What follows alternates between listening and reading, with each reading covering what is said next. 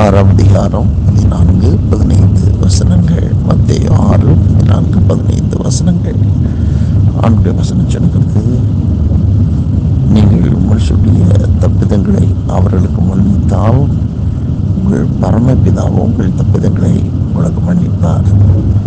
நீங்கள் மனுஷருடைய தப்பிதங்களை அவர்களுக்கு மன்னியாதிருந்தால் உங்கள் பரமபிதா உங்கள் தப்பிதங்களை உங்களுக்கு மன்னியாதிருப்பார் என்று சொல்லி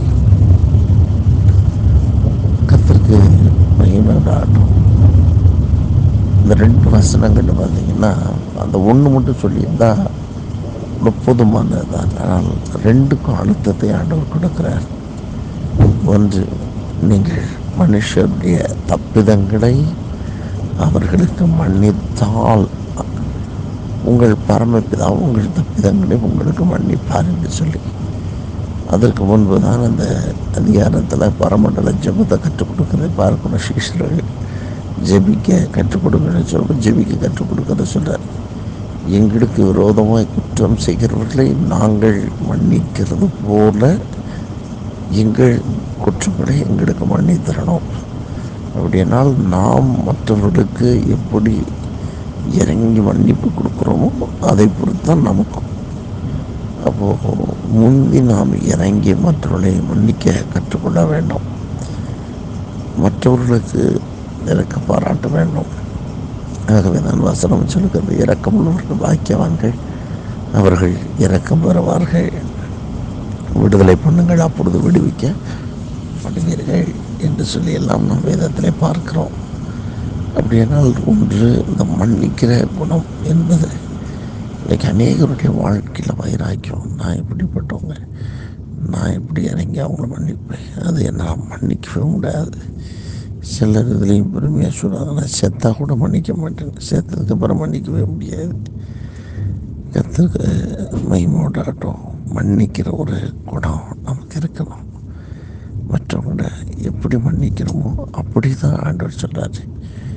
நீங்கள் மனுஷருடைய தப்புதங்களை நீங்கள் அவங்களுக்கு மன்னிச்சா உங்கள் பரமபிதா உங்கள் தப்புதங்களை அவர் மன்னிப்பார் அப்படின்னு சொல்லி, அப்போ தான் நம்முடைய பாவங்கள் நம்முடைய தவறுகளையும் அவர் மன்னிக்கிறவராக காணப்படுவார்.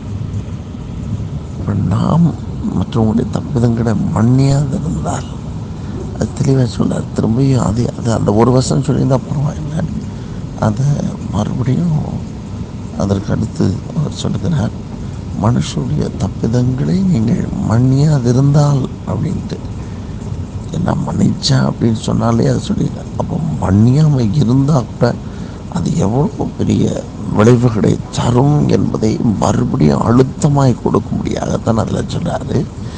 நீங்கள் மனுஷருடைய தப்பிதங்களை நீங்கள் அவர்களுக்கு மன்னியாதிருந்தால் உங்கள் பரமபிதாவும் உங்கள் தப்பிதங்களை உங்களுக்கு மன்னியாதிருப்பார் என்று சொல்லி, நாம் தேவனுடைய சமூகத்தில் இரக்கங்களை பெறணும், ஆண்டுடைய சமூகத்தில் மன்னிப்புகளை பெறணும், ஆண்டுடைய சமூகத்தில் நமக்கு அனுகூலம் கிடைக்கணும். அப்படின்னா இந்த பூமியில் வாழ்கிற நாம் மற்றவர்களை கண்டிப்பாக மன்னித்தே ஆக வேண்டும். மன்னிக்கக்கூடிய ஒரு இருதயம் ஆண்டோடத்தில் கேட்கணும். இல்லை, என்னால் வைராக்கியமாக இருக்குது, என்னால் முடியல அவங்க செஞ்ச காரியங்கள் எல்லாம் அப்படின்னு இருக்கலாம். பயங்கரமான கொடூரமான காரியமாக கூட இருக்கலாம். ஆனாலும் ஆண்டவர் மன்னிக்கவே நம்மை அழைத்திருக்கிறார். சிலுவிலே அறியும் பொழுதும் இயேசு சொன்னார், இவர்கள் செய்கிறது என்று அறியாதிருக்கிறார்கள், இவர்கள் பாவங்களை மன்னியும். ஸ்தேவான் சொன்னார், இவர்கள் செய்கிறது என்னதென்று அறியாதிருக்கிறார்கள், இவர்கள் குற்றத்தை இவர் மேல் சுமத்தாதிரும் என்று சொல்லி கர்த்தருக்கு மகிமை உண்டாகட்டும். ஸ்தேவானுடைய ஜெபத்தை நம்ம பார்க்குறோம்.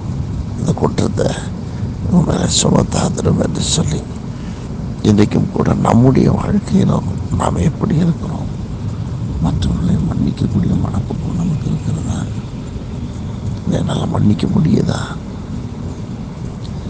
ஆனால் எனக்கு மன்னிப்பு வேணும்னு எதிர்பார்க்குறேன், ஆண்டவர் எனக்கு இறங்கணும்னு நான் எதிர்பார்க்குறேன். ஆனால் நான் இறக்க குணமுள்ளவனாக இருக்கிறேன்னா மற்றவங்களை மன்னிக்க என் மனம் வருகிறதா? அப்படி கொஞ்சம் நிதானித்து பார்த்து யாரிடத்திலாவது யாரையாவது மன்னிக்காமல் அவங்கள்ட்ட மனம் கசந்து போயிருப்பீங்கன்னு சொன்னால், இந்த நாளில் ஆண்டவருடைய சமூகத்தில், ஆண்டவரே மனதார நான் அவர்களை மன்னிக்கிறேன்னு சொல்லி மன்னித்து விட்டு விடுங்களேன். நீங்கள் மன்னித்து பாருங்கள், உங்களுக்கு மன்னிப்பும் கிடைக்கும். அது மாத்திரமல்ல, மன்னிச்சதுக்கப்புறம் ஒரு பெரிய சமாதானம் உங்கள் இருதயத்தை நிரப்பும். சரீரத்தில் இருக்க வியாதிகள் நீங்கி போகிறத பார்க்க முடியும். சரீரத்தில் சுகமும் ஆரோக்கியம் உண்டாகட்டும். கிறிஸ்து இயேசுவின் அந்த விசேஷித்த பரலோக பிரசன்னம், அந்த அன்பின் ஊற்று உங்களுக்குள் புரண்டு கொடுக்கறத நீங்கள் அனுபவிக்க முடியும். ரட்சிப்பின் சந்தோஷம் வழிந்து விடுகிறத நீங்கள் பார்க்க முடியும். இன்றைக்கு அநேகருடைய காரியங்களில் வெற்றி கொள்ளாமல் போகிறதற்கும் இதுவே தடையாக இருக்கும். சிலர் மன்னியாமை. இன்றைக்கு மன்னித்து விடுங்கள். எப்படிப்பட்ட தவறுகளாக இருந்தாலும் அவரை மன்னித்து விடுங்கள். கர்த்தர் உங்களுக்கு இறங்குவார்.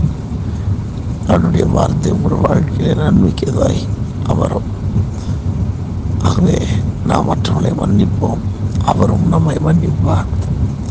அவர் நம்மை மன்னித்தாலே பெரிய ஆசீர்வாதம்.